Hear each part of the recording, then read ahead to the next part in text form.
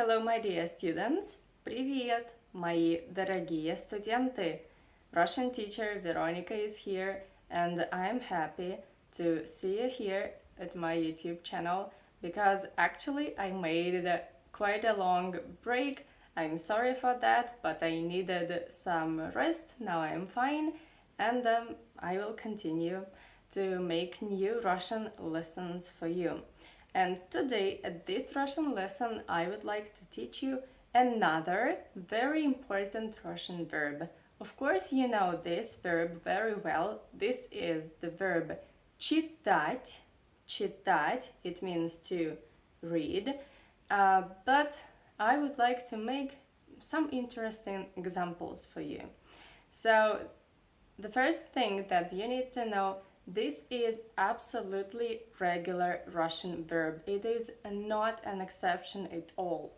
Читать, this is an infinitive. When you see this combination of t and soft sign in the end of any Russian verb, you know that this is an infinitive form. Another important thing about Russian grammar that we need to discuss is that after читать, normally you need to use an accusative case, the case number 4. Why accusative? Because normally you read something, right? It is an object. And if you talk about direct object in Russian language, you need to use accusative case. Now let's move on to conjugation chart in present tense. I forgot to say that читать, it is imperfective verb, and it has many different perfective forms. But one of the most popular, one of the most used perfective forms in Russian language is прочитать. You just add the prefix про.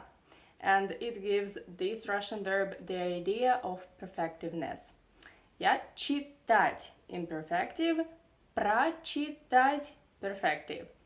Now let's conjugate the verb читать in present tense. So we have 6 forms.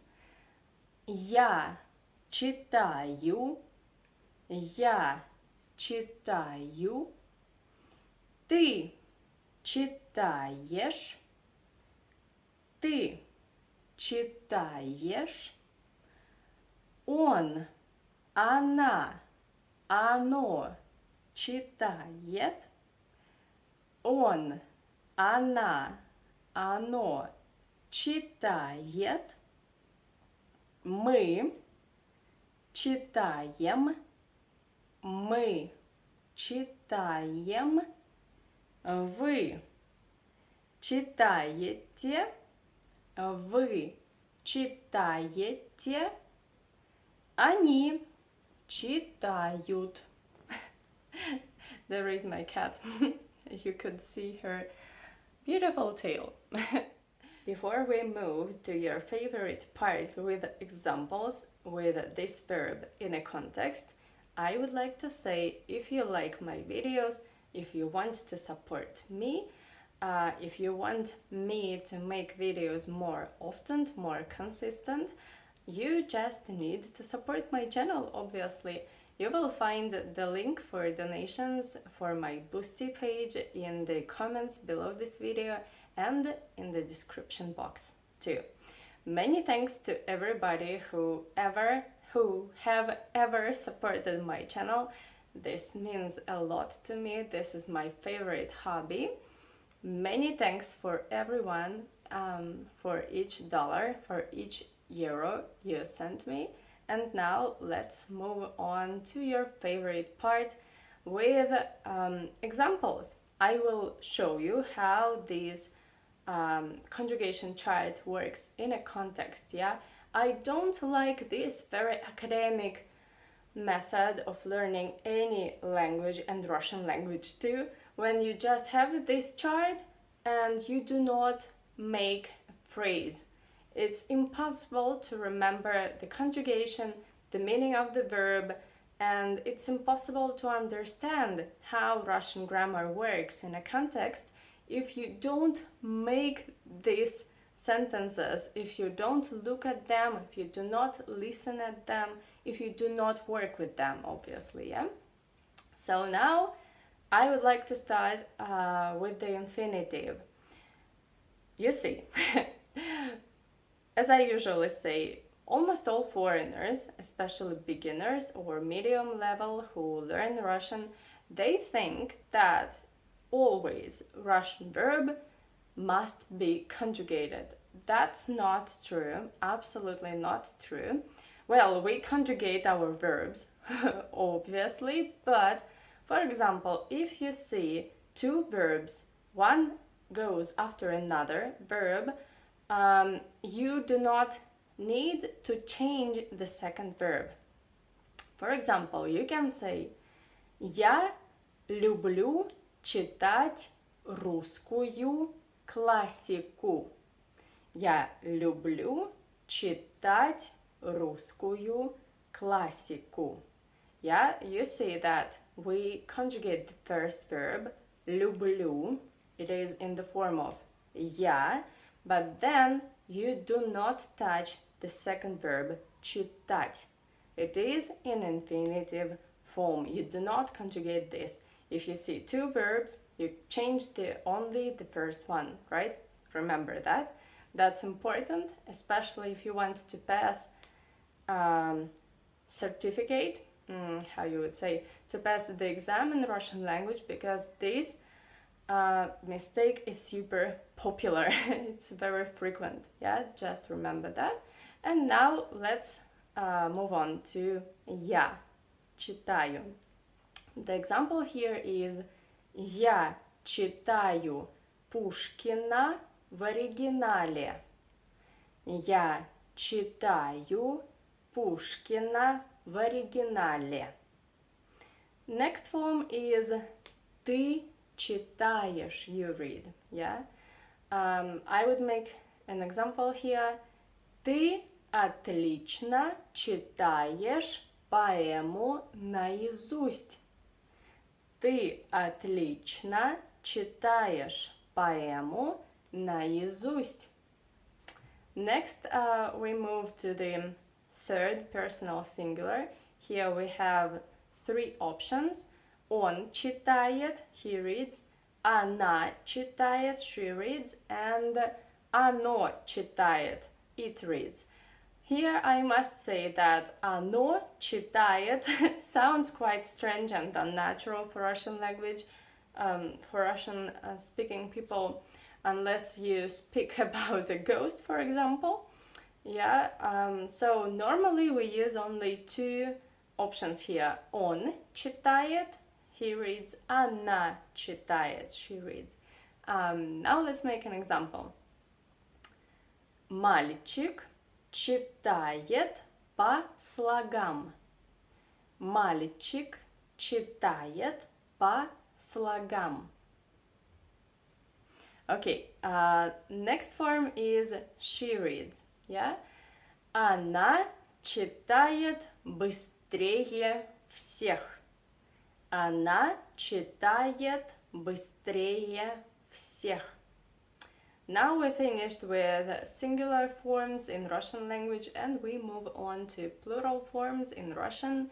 And the first form that is worth our discussion is мы читаем. We read, plural. Now let's make an example. Мы читаем текст на уроке. Мы читаем текст на уроке. Yeah, now let's talk about you, plural or singular. You see that in Russian language, not like in English, we have diversity, even two forms, actually I would say kinda three forms of you. So we have the form ты, this is singular and informal. Then we have the form вы, and it has two types too. So вы singular, and this is very respectful, вы. For example, if you talk to an officer, to your boss, I don't know, if you are in any important place like hospital or something, you need to say вы. Even if you talk to one person, this just shows your respect to a person you are talking to. And the last option is вы, plural. We use this form of вы if you talk to a group of people. For example, there are many students, yeah? And for one student, I can easily say ты, but if there are many students somewhere there, I need to use the form вы, yeah? Okay, so вы читаете, you read, yeah? Now let's make an example. Вы читаете этот договор очень долго. Вы читаете этот договор очень долго. And the last form, of course, this is they. Sorry, my nose itches, by the way. In Russian mentality, if your nose itches a lot, it means that you need to drink some alcohol. Yeah, why not?